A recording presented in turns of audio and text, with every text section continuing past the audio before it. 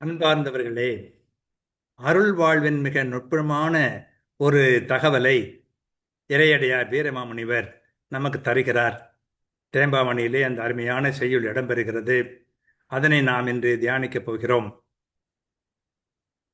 கடவுளை பற்றியும் அன்னை மரியா சூசையப்பர் ஆகியோரை பற்றியும் அவருடைய சிறப்பு என்ன என்பதை விளக்க சொல்லுகிற ஒரு அருமையான செய்யுள் இது. மகிழ்வினை படலத்திலே இடம்பெறுகிறது.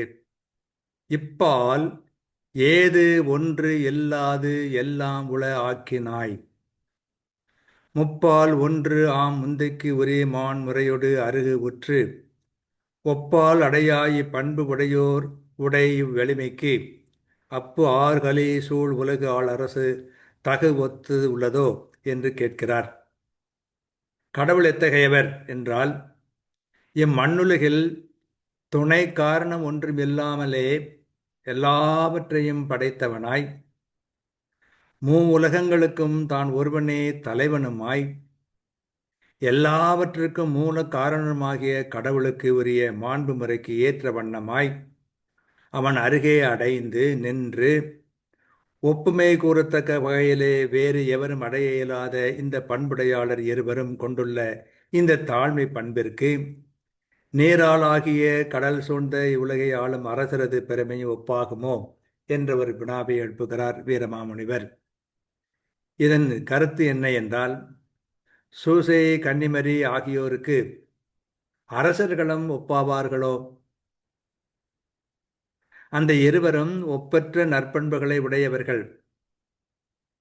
வெறுமையிலிருந்து அனைத்தையும் படைத்தவர் கடவுள். உலகிற்கும் ஆண்டவர் அவர். அனைத்திற்கும் அவரே மூல காரணம் என விளங்கும் இயல்பு உடையவர். அந்த இருவரும் அந்த கடவுளுக்கு மிக வேண்டியவர்கள். அதுதான் அவருடைய பெருமை என்கிறார். இப்பால் ஏதொன்றில்லாதெல்லாம் உளவாக்கினாய், முப்பால் ஒன்றா முந்தை குறி மாண்புரையோடு அருகு, ஒப்பால் அடையார் இப்பண்புடையோருடைய வெளிமை, கப்பார் கலைசூழ் உலகால் அரசர் தகவத்துள்ளதோ என்று கேட்கிறார். அன்னை மரியாவும் வளனாரும் அரசர்களுக்கெல்லாம் விட மேலானவர்கள் என்றால் அதற்கு முக்கியமான காரணம் அவர்கள் கடவுளுக்கு மிக வேண்டியவர்கள். அவருடைய பெருமை மற்ற எல்லாவற்றை விட அதிகமாக பெருமை என்ன என்று சொன்னால், அந்த இருவரும் கடவுளுக்கு மிக வேண்டியவர்கள்.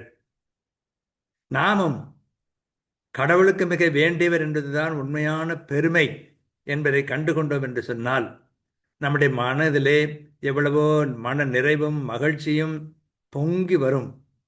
கடவுளுக்கு உகந்தவர்களாக, கடவுளுக்கு வேண்டியவர்களாக வாழ்வதற்கு முன் வருவோமாக. வாழ்க.